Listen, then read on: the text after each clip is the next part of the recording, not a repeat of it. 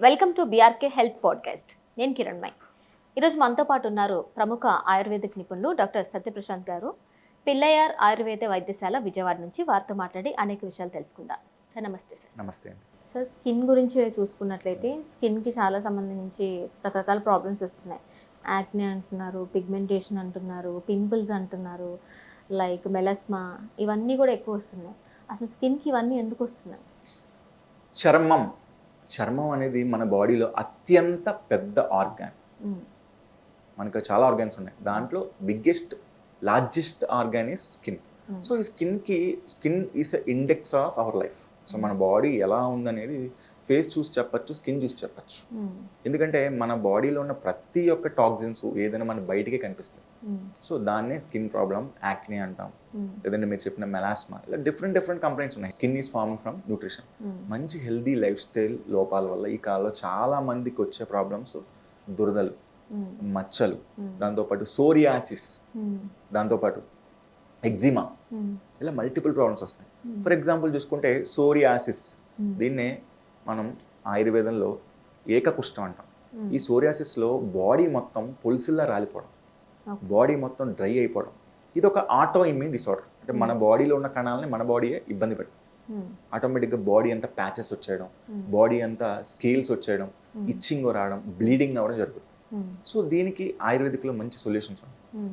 ఇది కూడా మేజర్ కారణం ఏంటంటే స్ట్రెస్ ఇండ్యూస్డ్. అంటే బాడీలో ఎక్కువ స్ట్రెస్ తీసుకోవడం, నైట్ టైం పడుకోకపోవడం, దాంతోపాటు టైంకి ఫుడ్ తీసుకోకపోవడం, టాక్సిన్స్ అంటే టాక్సిక్ కెమికల్స్ ఉన్న మెడిసిన్స్ కంటిన్యూగా వాడడం, అంటే అన్నెసరీ మెడిసిన్ కంటిన్యూగా వాడడం వల్ల కూడా మన లివర్ అనేది డిటాక్సిఫై అయ్యి ఆటోమేటిక్గా ఇలాంటి ప్రాబ్లమ్స్ రావచ్చు. సో నెక్స్ట్ మీరు చెప్పిన ప్రాబ్లమ్స్ ఫంగల్ ఇన్ఫెక్షన్స్, అంటే స్కిన్కి వస్తున్న ఎలర్జీస్. సో ఈ ఎలర్జీస్కి కారణం ఏంటంటే మనం తింటున్న ఆహార లోపాలు. ఫర్ ఎగ్జాంపుల్ ఒకరికి దురదలు వచ్చినాయి, ఒకరికి తుమ్ములు వచ్చినాయి. దీనికి కారణం మనం తింటున్న ఫుడ్లో లోపాలు. అంటే కొన్ని ఫుడ్స్ మనకు పడవు, అవే వంకాయ, టొమాటో, దాంతోపాటు కొన్ని non veg and marine foods. చాలా మందికి స్కిన్ ప్రాబ్లంతో వస్తారు. వాళ్ళు ఏం చేస్తారు, నిన్నో మొన్నో ఒక రొయ్య తీసుకోవడం, లేదా సీ ఫుడ్, ఫిష్ ఎక్కువగా తీసుకోవడం, లేదంటే ఫెర్మెంటెడ్ ఫుడ్స్, అంటే ఫిష్ని పులసబెట్టి ఒక వారం పోయిగా తినడం. ఎందుకంటే దీంట్లో కంప్లీట్ ఎలర్జెన్స్ ఫామ్ అవుతాయి. Allergens are the opposite to our body. మన బాడీకి ఆపోజిట్గా పనిచేసే ఎలర్జెన్స్. సో వెంటనే తీసుకోవడం వల్ల బాడీ అంతా ర్యాషెస్ వచ్చేయడం, దాంతోపాటు స్కిన్ అంతా బ్లాక్ అయిపోవడం, మంట, విపరీతమైన మంట రావడం, ఇలా జరుగుతుంది. సో మన బాడీ ఏం చెప్తుందంటే మన బాడీకి ఏది పడుతుందో చూసుకోవాలి. చాలా మందికి సింపుల్గా వంకాయ కూడా పడదు. వంకాయ తింటే బాడీ అంతా దద్దులు వచ్చేస్తుంది. సో కొన్ని ప్రొడక్ట్స్ అనేది మన బాడీకి యాక్సెప్ట్ చేయదు. సో అలా మన బాడీలో కూడా ఎందుకు నాకు ప్రాబ్లం వస్తుంది ఫైండ్ అవుట్ చేసుకోవాలి.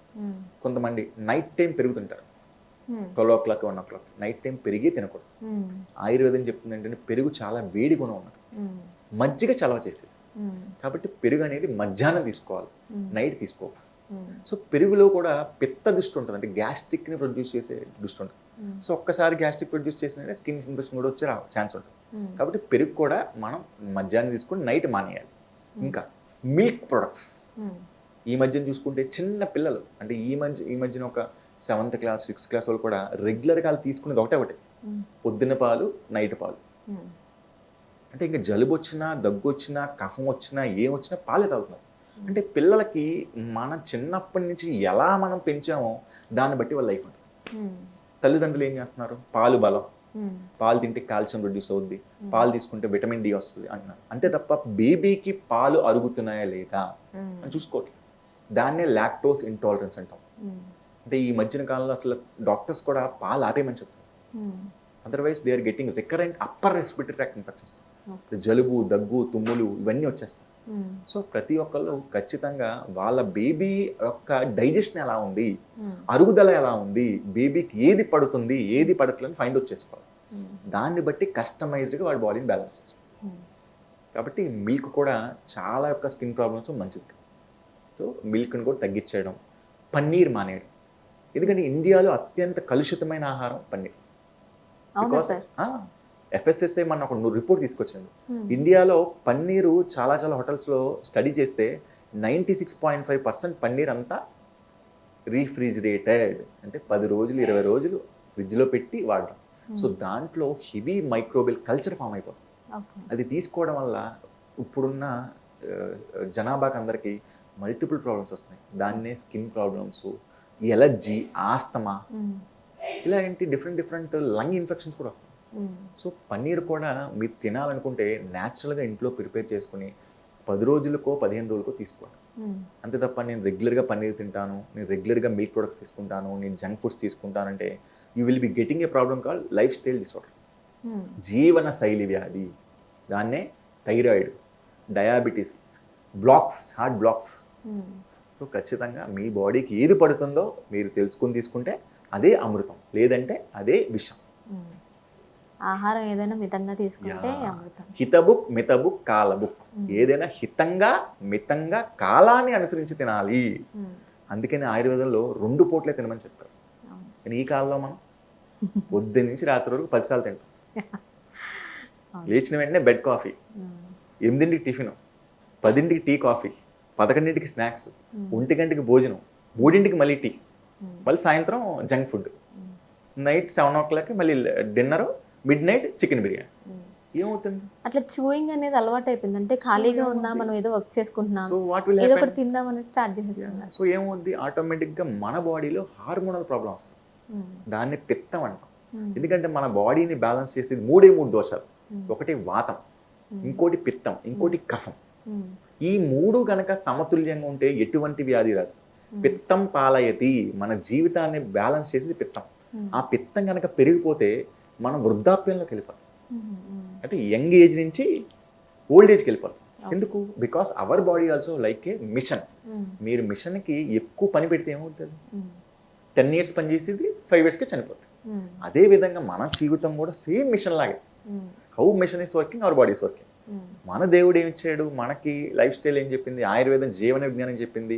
ఆయుర్వేదం ఆహార విధి విధానం ఏం చెప్పింది? ద్విభోజనం, రోజుకి 2 సార్లు తినాలి. కానీ మనం చేసేది ఏంటి? 10 సార్లు తినాలి. ఆటోమేటిక్గా 50 ఏళ్ళకి రావాల్సిన బీపీ 30 ఏళ్ళకి బీపీ, 25 ఏళ్ళకి డయాబెటీస్, 16 ఏళ్ళకి థైరాయిడ్. ఈ కాలంలో చూసుకోండి, మల్టిపుల్ చెప్పచ్చు, ఇంకా అవసరం లేదు. తల్లిదండ్రులకు చెప్పేది ఒకటండి, ఈ కాలంలో 16 ఏళ్ళ అమ్మాయి కూడా థైరాయిడ్ వస్తుంది. బికాస్ ఏజ్ ఒక ఫ్యాక్టర్ అయితే మీరు పెట్టే ఫుడ్ ఒక ఫ్యాక్టర్. పిల్లలు థైరాయిడ్ ప్రాబ్లం గురి అయ్యారంటే కారణం మీరే. ఎందుకంటే మన బాడీలో క్యాలరీ బ్యాలెన్స్ అంటాం. ఎంత పని చేస్తుంది ఈ అమ్మాయి, ఎంత తింటుందని బ్యాలెన్స్ చేయాలి. మా అమ్మాయి బలంగా ఉండాలని చికెన్ పెట్టడం, మా అమ్మాయి బలంగా ఉండాలని ఇంప్రాపర్ హ్యాబిట్స్ తయారు చేయడం. అమ్మ తినమ్మా, బాగా తినమ్మా, ఇంకా బలం వస్తుందంట. బలం రావట్లేదండి, they are gaining weight. Weight ఒక్కసారి గెయిన్ అయితే మెటబాలిక్ హ్యాంపరింగ్ అయిపోతుంది, బాడీ మెటబాలిజం మొత్తం చేంజ్ అవుతుంది. Automatic they are getting thyroid. So try to give the food according to the calorie balance. ఎంత కష్టపడుతున్నారు, ఎన్ని గేమ్స్ ఆడుతున్నారు, ఎలా బాడీని ప్రాపర్గా మెయింటైన్ చేస్తున్నారు, దాన్ని బట్టి మీరు పిల్లలకి డైట్ పెట్టండి. అంతే తప్ప మామూలుగా మా బేబీ బలంగా ఉండాలని చెప్పి అన్లిమిటెడ్ ఫుడ్ పెట్టండి. సో స్కిన్లో రకరకాల టైప్స్ ఉంటున్నాయి సార్. అంటే dry skin, oily skin, combination skin, వీటన్నిటికీ బయట ప్రొడక్ట్స్ వస్తున్నాయి, వాడుతున్నారు, అవి ఫెయిల్ అవుతున్నాయి, మళ్ళీ ఇంకొకటి వాడుతున్నారు. కానీ న్యాచురల్గా ఈ స్కిన్ ప్రాబ్లమ్స్ కానీ, ఈ పిగ్మెంటేషన్, మెలస్మా, లేదంటే పింపుల్స్, ఇవన్నీ తగ్గడానికి ఆయుర్వేదంలో ఎలాంటి రెమెడీస్ ఉన్నాయి, ట్రీట్మెంట్స్ ఉన్నాయి మాకు చెప్పండి. సో ఆయుర్వేదం చెప్తుంది ఒకటే అండి, స్వస్థస్య శస్త్రరక్షణం, ఆతురస్య వికార ప్రశమనం. Prevention is better than cure.